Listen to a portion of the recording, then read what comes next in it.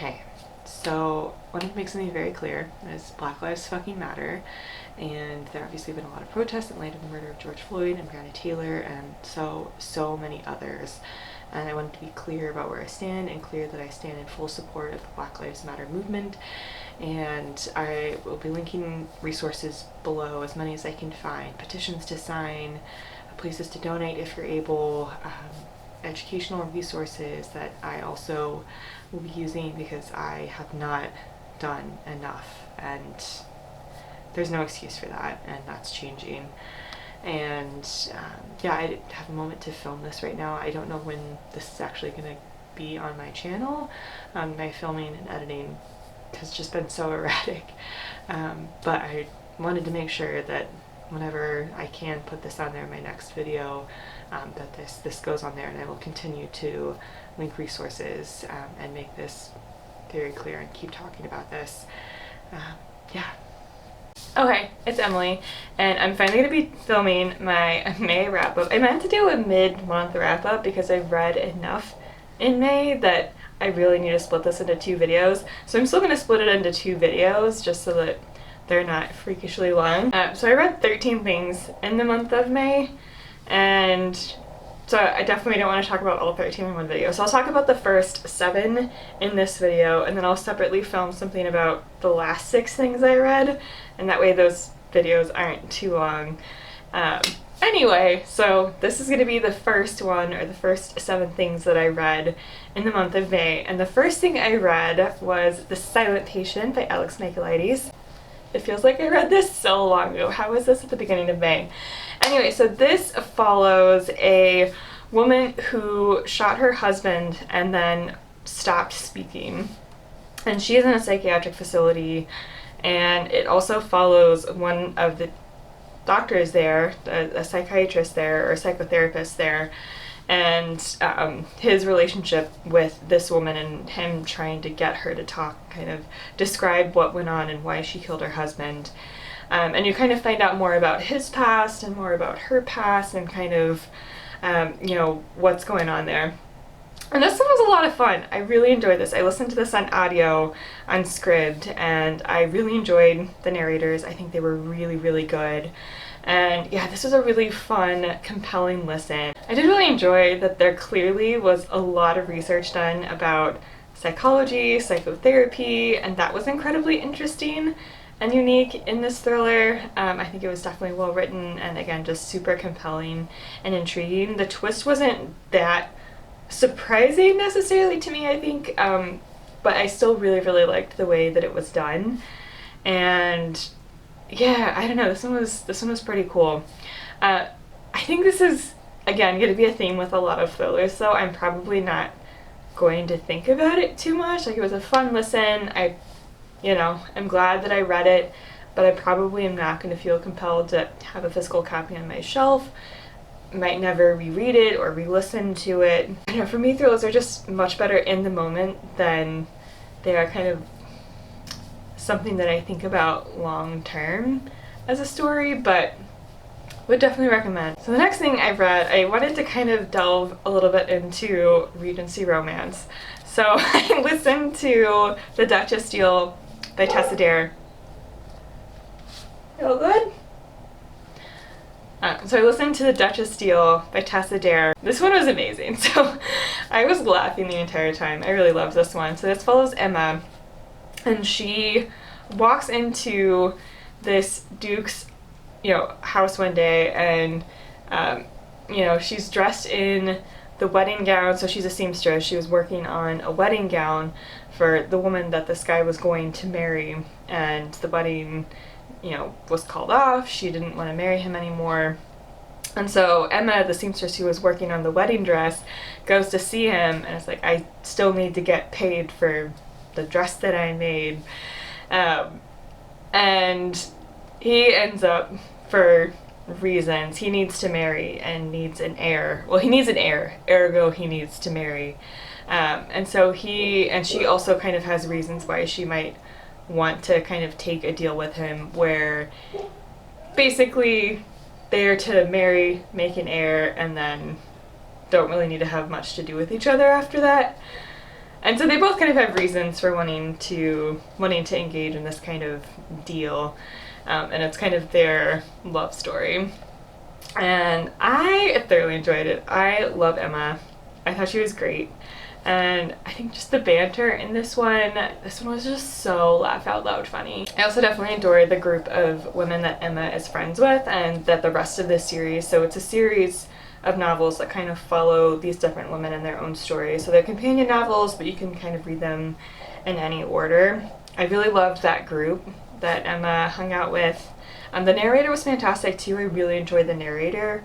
I listened to 2 books in the series this month, spoiler alert.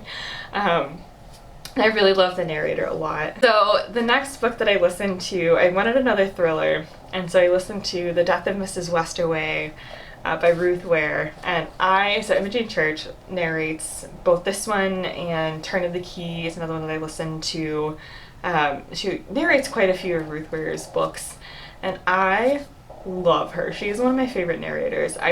She's done a tremendous job on Ruth Ware's books. From the 2 that I've listened to, she can add such a creepy atmosphere with her voice, and she's so good with these kinds of just slow build-up thrillers. And I also just in general really love Ruth Ware's writing. And they're very slow thrillers. So if you don't like kind of slower moving, a slow build-up to those thrilling moments, it might be a bit boring to you, but I loved this book. It was just so entertaining, and I was still just so gripped the entire time. In part because of the narrator, and in part because of her writing and just the way she tells the story that I just really enjoy. Yeah, Ruth Ware is just a master of atmosphere, I think, and it was really the atmosphere. I was wanting to get the atmosphere of Turn of the Key and just kind of that creepy vibe. And I also really love thrillers where there's a cast of characters that are kind of thrust together because of circumstances, and they're kind of confined together and need to kind of figure out what's going on in order to escape or get out of whatever situation they're in. And Ruth Ware is so good at those kinds of atmospheres, and just kind of the creepy old house that everyone's staying in. Anyway, so this follows Hal, and she gets a letter to go after the death of Mrs. Westerway. She's invited to essentially come to the reading of the will and come to the funeral because they think Hal is family, because she has the same name as someone in the family, and she is in a really tight financial position, and so she doesn't really think about it at first, but after she really realizes what a financial pinch she's in, she's like, well, maybe I should go claim part of her fortune, and that can kind of help me survive. And so she ends up going to this funeral and kind of meeting this family and pretending that she's part of this family, just to kind of figure out if she can get part of Mrs. Westerway's inheritance. And the story kind of goes from there. I really loved this cast of characters. I love our main character, and I just kind of love the twists and turns throughout the story. And again, it's not like a super fast-paced thing, but there are definitely moments that are really thrilling. So I'm definitely excited to listen to more of her books, even if it's not going to be the best thrillers that I ever read or listen to. I still just always, the 2 books that I've listened to of hers, I've had such a good time listening to that I'm definitely excited to continue listening to her books on audio, especially if this narrator narrates them, and enjoying. So the next book I actually read physically, and that was Star Trek Next Gen Sins of Commission. It was actually the only Star Trek book that I have. I was a huge Next Gen fan. I watched most of Next Gen. I don't know if I've literally seen every single episode, but I've seen almost all, if not all, of Next Gen.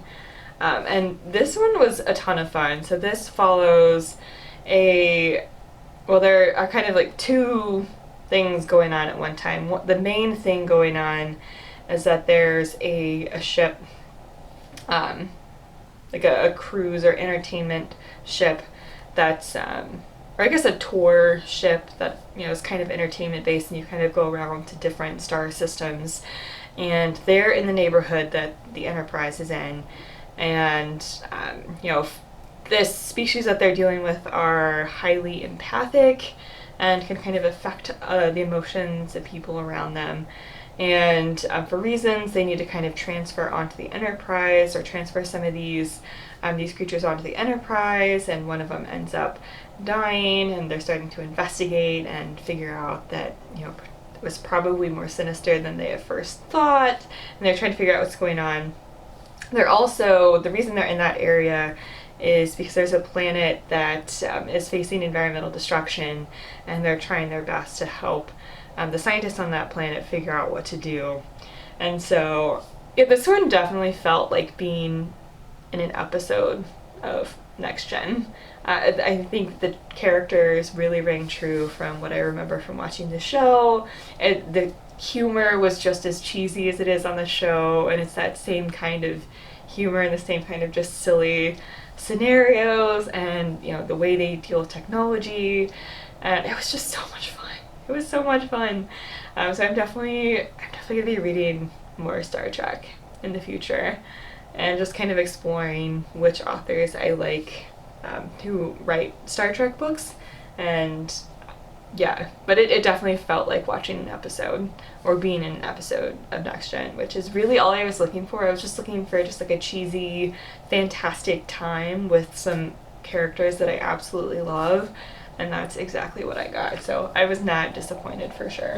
So the next book I listened to was As Old as Time by Liz Braswell, and this is the first Disney Twisted Tales book that I've listened to. I'll listen to this one on audio. There's so many audiobooks this month. And the narrator's great.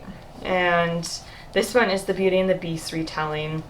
And I wanted to start with that one because I always identified with Belle when I was a kid, because she was the brunette bookworm that just like didn't really feel like she fit in a lot of places.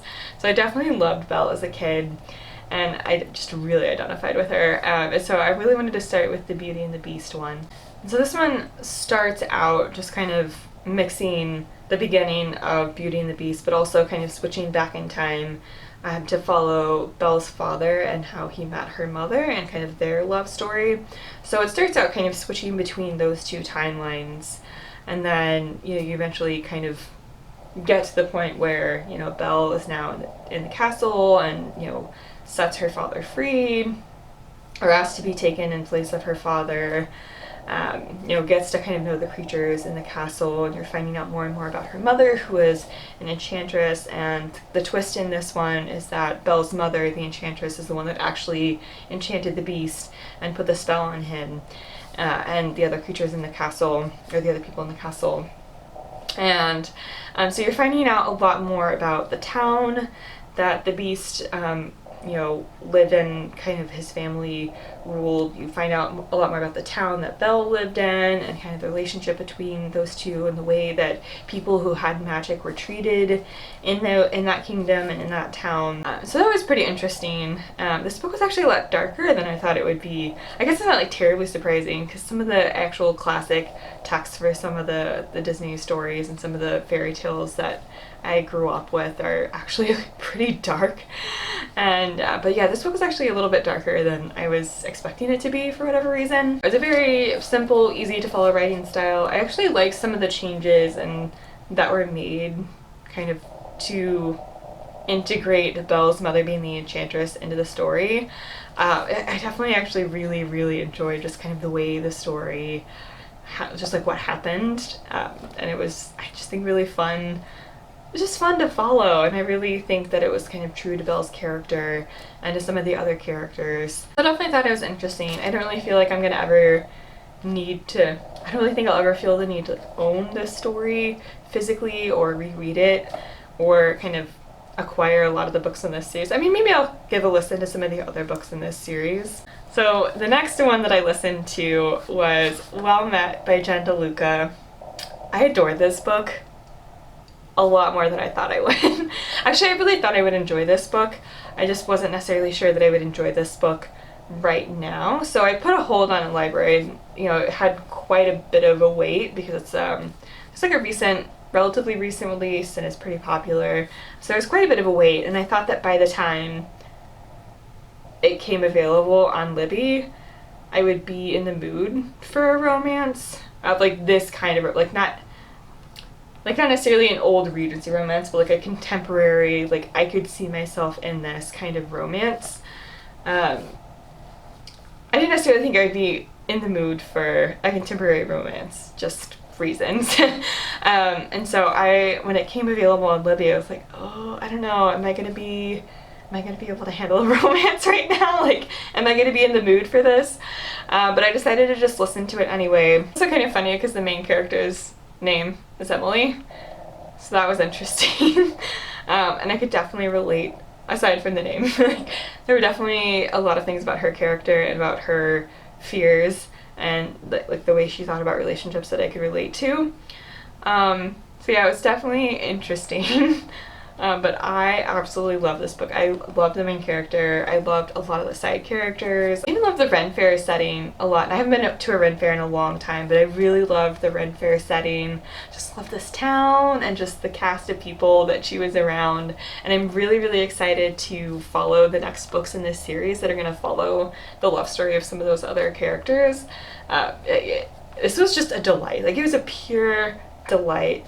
I really thought that the relationship was actually built up really well between these characters, and I think the conflicts were actually a bit more realistic, I think, than a lot of other just like simple miscommunication tropes or just like absolutely absurd things that happen that can cause conflict between these characters. It actually was stuff that seemed like it could very reasonably happen and cause, you know, a potential rift between people.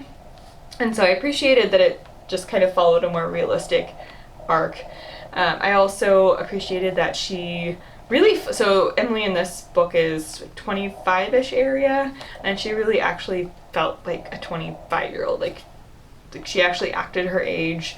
You know, she had stuff to learn and, you know, is kind of figuring out her life, but is also a pretty reasonable and mature person, and kind of knows some things about what she wants out of life. But she just kind of really acted and just felt like her age, which I really appreciated. I love the relationship between her and her sister. So in this book, Emily is at home with her sister after a car accident, just to kind of help take her sister to doctor's appointments, help take care of her niece, and just kind of help make sure that things are going well as her sister's recovering from this accident. And in that process of taking care of her niece, she ends up volunteering to be the bar wench at the Ren Fair, and, you know, story ensues from there. And so, you know, she meets a bunch of people while, you know, getting ready for and practicing for this Ren Fair and actually going through with the Ren Fair. And oh my god, it was a delight. Like, I loved every second of this book. I really, really did. It was so much fun. I definitely am going to want a physical copy of this as well. Like, I'm going to want to own this book for sure. Like, I can see myself rereading this many, many times. And owning a copy of the audiobook too. I might use an Audible credit to get this one because the narrator is wonderful. The last book I'm going to talk about, I actually do have a physical copy of, but I don't have the dust jacket, so I'll just put an image of it right here. It's Woven in Moonlight by Isabel Ibanez. I definitely heard mixed things about this one, but this one was actually a lot of fun for me. I really enjoyed this one. So this one is actually inspired by Bolivian history and politics. I think you could tell it's a debut novel, but I really did enjoy just the color and vividness of the world. I could picture everything super clearly and just really enjoyed exploring this world. This one follows Jimena, and Jimena is a decoy contessa, and her people were forced out of their home, and there's a lot of history between their group and the people who are currently occupying the city that they were in, La Ciudad. As I said, she's the decoy contessa, so she's protecting the person who actually is the contessa, and you know, to her people and to the people externally, as kind of acting as their leader, but is really close to the contessa and kind of just essentially just kind of acting the way that she instructs her to. And Atak, who's the king that's occupying the city at the moment, he essentially demands a marriage for reasons, and so Jimena has to go over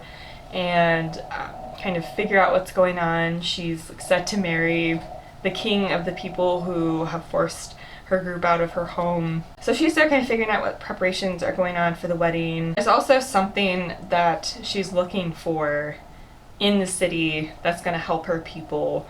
Just kind of leave it at that. So she's there trying to figure out as much as she can about this item while figuring out what's going on with the wedding and trying to get that information back to the Contessa so that she can kind of help her figure out what to do.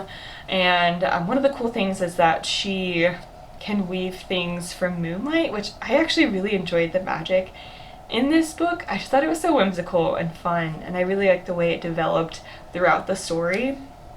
And so she uses moonlight to kind of weave tapestries and send messages. I really enjoyed the world, I enjoyed the magic, I enjoyed the main character. I thought her arc was really great.